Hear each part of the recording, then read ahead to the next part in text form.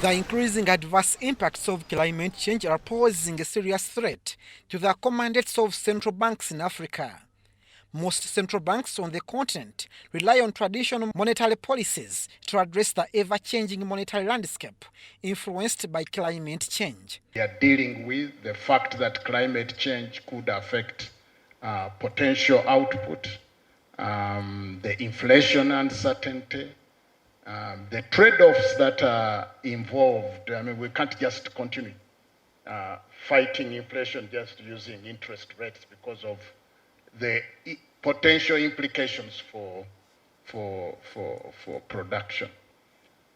But what is comforting is that there is work being done in different central banks to incorporate climate risks and climate challenges in the models.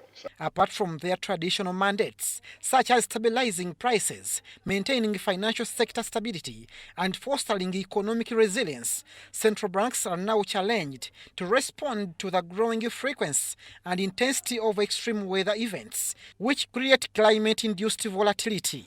Other than just relying on nowcasts to generate data for the QPMs, we want to see how can we use those rainfall deviations directly into the QPMs. And the impact of climate shocks also across the sectors is not the same. So you have to be very, very mindful of that.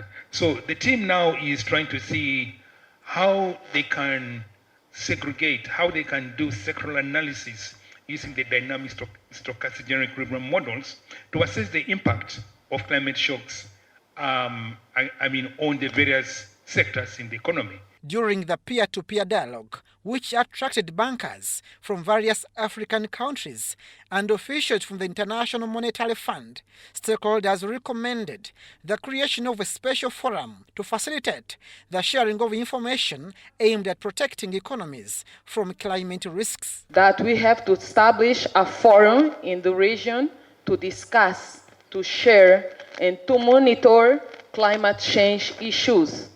That's what we need. Analytical framework, capacity building, and share experiences.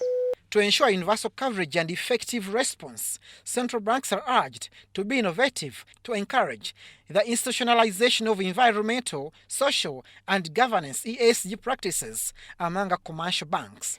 If we are institutionalizing ESG with the supervised financial institutions, would be interested in finding out how much of their lending is going towards irrigation, how much of their lending is going towards solar panels to power small-scale irrigation in order to mitigate some of the impacts created by rainfall variability.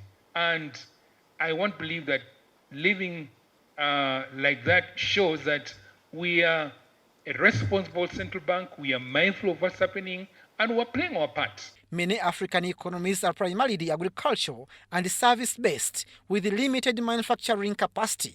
This leaves them burdened with importing inflation from manufacturing economies, making it difficult for them to control prices. Abdunasele Lubwama and Rogers Komagum, UBC Business.